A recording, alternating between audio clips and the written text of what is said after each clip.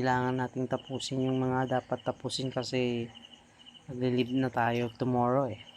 So, kailangan muna nating i-prioritize yung dapat mga prioritize.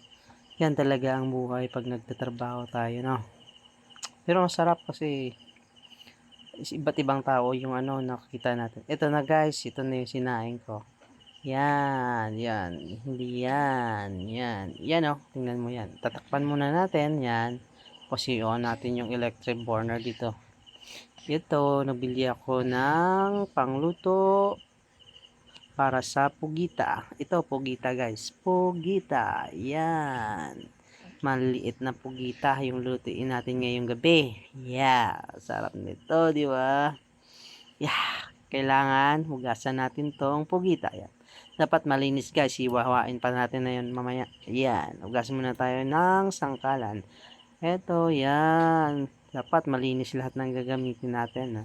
Kasi tayo rin din naman yung kakain guys. Di hulaan nyo kung nung lutuin natin ngayon.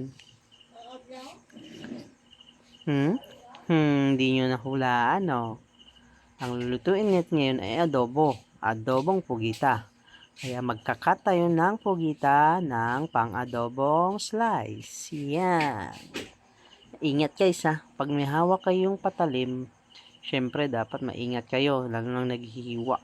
Lalo na't basa, madulas yan guys. So, kailangan nating mag-ingat. Yan. Ganito lang kalaki yung paghiwa natin kasi pang-adobo lang naman eh. Yan. Nakakatikim na ba ang lahat ng adobong pugita? Siguro hindi pa naman lahat, no? Kasi bihira lang makakuha ng pugita eh. Lalo na kung ibebenta dun sa palengke, bihira lang kasi sa panahon ngayon ang mga binebenta yung mga lang maliliit na isda, mga pugita, ang madalang nang makuha sa sa tawag sa dagat, no? Kailangan natin linisan ng maayos guys kasi baka may mga kinakain na hindi natin nalalaman, malalason tayo. Kasi balita ko dun sa ibang lugar may nagkaka-red tide na dun niya sa kinukuha namin dun pagkain na seafood. Sabi daw may red tide kaya hindi pa sila nag-order ng ng talaba kaya walang stocks ngayon sa kanila. So, napag-isipan natin magpugita muna ngayon. Siguro lahat natatakam na, no? Alam na nila kung anong magiging lasa ng luto pag pugita, di ba? Syempre, dapat manamis-namis yan. Lagyan ng kunting suka para may asim-asim, no? Paghalo yung asim at saka manamis-namis. Tsaka mas masarap pag maanghang. Di ba? Hugasan natin ng maigi, guys. Yan. Turn off natin kasi save water tayo. Kahit saan man tayo punta, dapat kino-conserve natin yung water, di ba?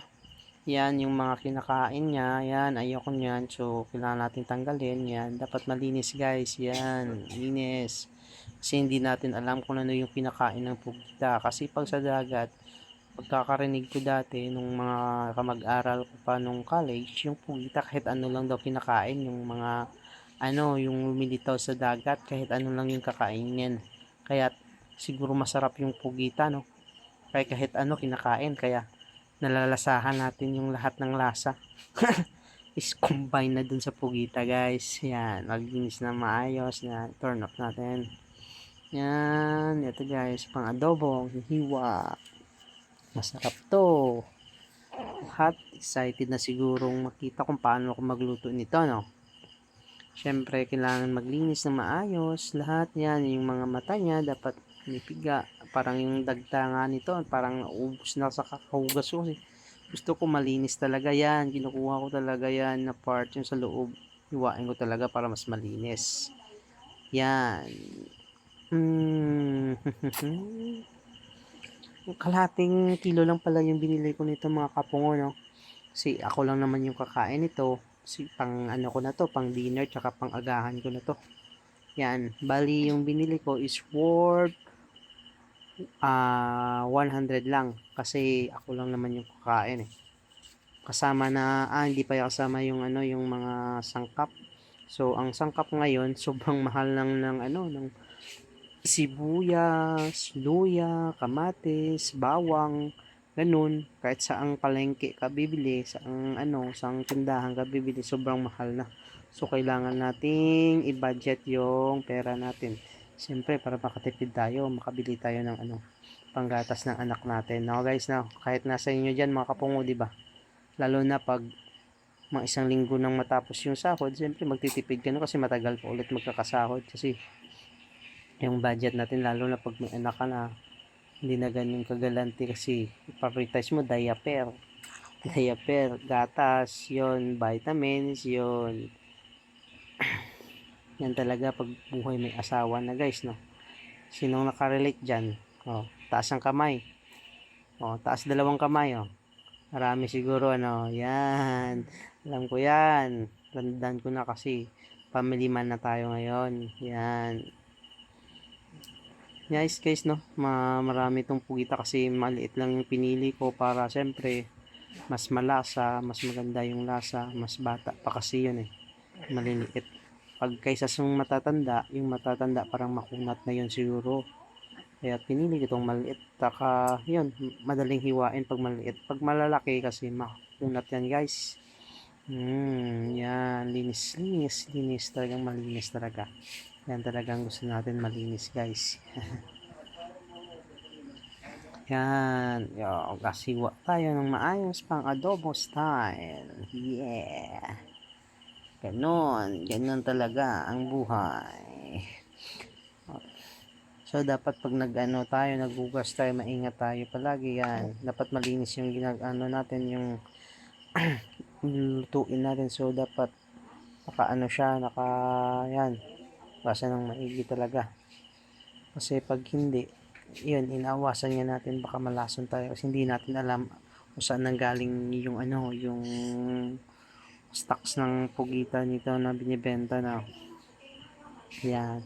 Siyempre, para mas maganda yung natin, dapat maglinis tayo. Claygo tayo, guys. Yan yung attitude na ina-apply ko kahit saan man ako magpunta. Yan, linisin ko yan, guys. Kaya, yan, sa iba dyan na gumagamit ng mga na hindi naglilinis. So, ibahin nyo na, guys. Magbago na kayo. Bagong buhay kayo nga.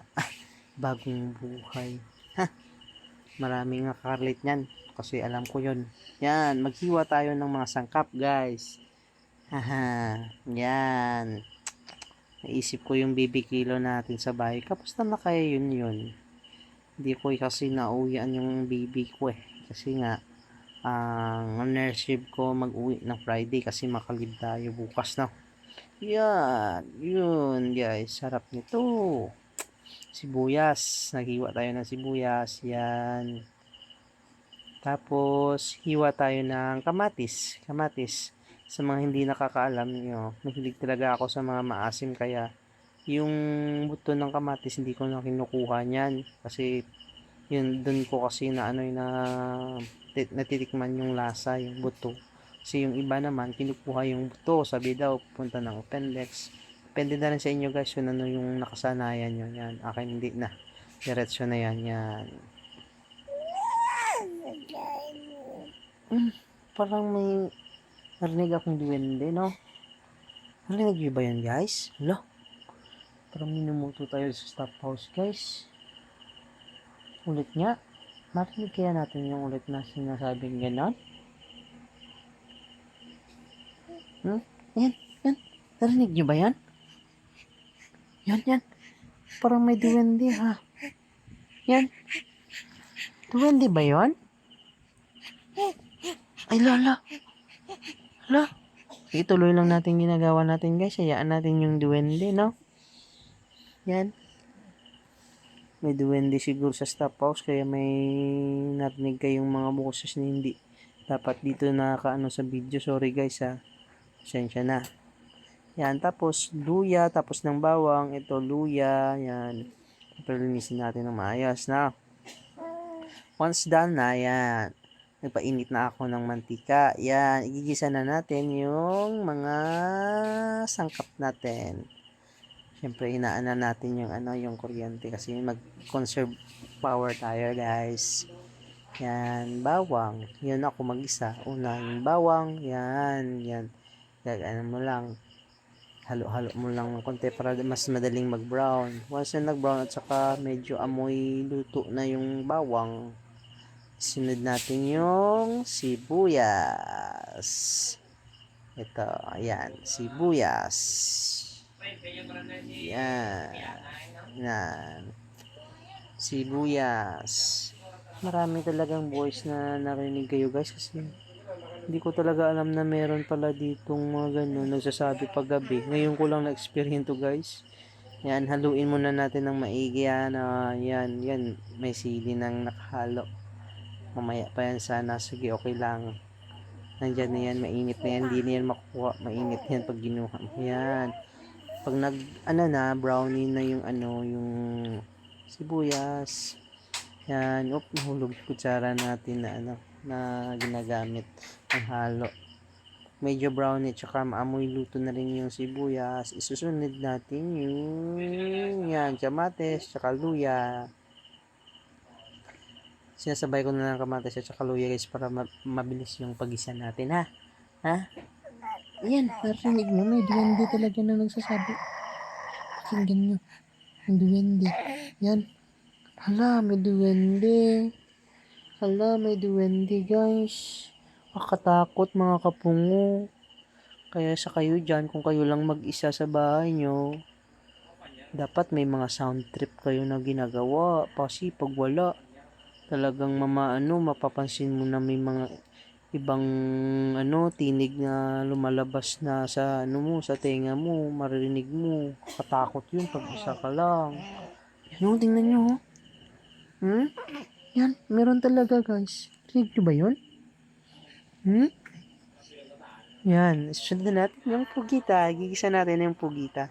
Ito kasi yung pinaka best part na pag-isa ko is yan, haluin ko lahat. Yan, halo. Nang nang magsama-sama yung masangkap, syempre para malasa yon. Syempre, pagkatapos niyan, tatakpan natin mamaya. Yan, dance, tatakpan natin yan. Lagyan natin ng magic sarap. Once nag-brownie na siya na parang aamoy mo na siya na yung aroma niya, ilagyan natin ng magic sarap. Siyempre, pampalasa yan. Tsaka ito yung durog, pamintang durog. Yan. Pero para medyo manghang yan guys ha. Pero pag hindi nyo naman bet na wag lagyan ng paminta, okay na din. Kasi depende din eh. May mga taong hindi talaga mahilig sa manghang. Lagyan natin ng konting tubig para paglaga natin ng konti. Habang naghihintay ako, syempre, gagawa tayo ng multitasking ngayon. Siyempre, maglalaba tayo. Nagluluto, maglalaba. Yan. Guys, wag nyo itong gagayahin yung ginagawa ko pag naglalaba. Kasi, yan, maraming oras yun akong ginagawa, mga kapungo. Gaya nito. Yan. Dati pala akong mixed martial artist, guys, no? Hindi nakakaalam, no? Trivia lang. Yan. Tingnan nyo yan. Ganyan. Yan. Mixed martial artist, yan. Hintayin natin yan, kumulo na yun eh. Pag nagkulo na yung pinapaluto natin, yung niluluto pala natin, yan. Siyempre, ihalo mo na yung mga susunod na sangkap. Yan.